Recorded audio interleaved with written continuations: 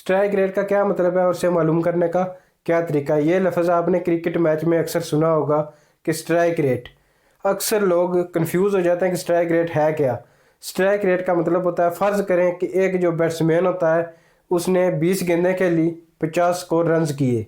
अगर वो 100 गेंदें खेले तो कितने स्कोर बनाने की सलाहियत रखता है या रफ्तार रखता है, इसे बोलते हैं स्ट्राइक रेट। आज हम मालूम करेंगे कि एक अगर प्लेयर है, उसने 20 गेंदें खेलनी, 50 स्कोर बनाए, तो वो 100 गेंदें अगर खेले तो कितने स्कोर बनाने की रफ्तार रखता है। अभी मैं आपको स्ट्राइक रेट निकाल के दिखाता हूँ कि कैसे निकालते हैं। स्ट्राइक रेट का क्या फार्मूला है, रन्स को डिवाइड करना है बाल्स के ऊपर, मल्टीप्लाई करना है 100 के साथ। फर्ज करें कि एक क्रिकेट का प्लेयर है, उसने 20 गेंदें खेली, स्कोर कितने बनाए, 50 स्कोर उसने रन्स किए। अब हमने इसका स्ट्राइक रेट मालूम करना है।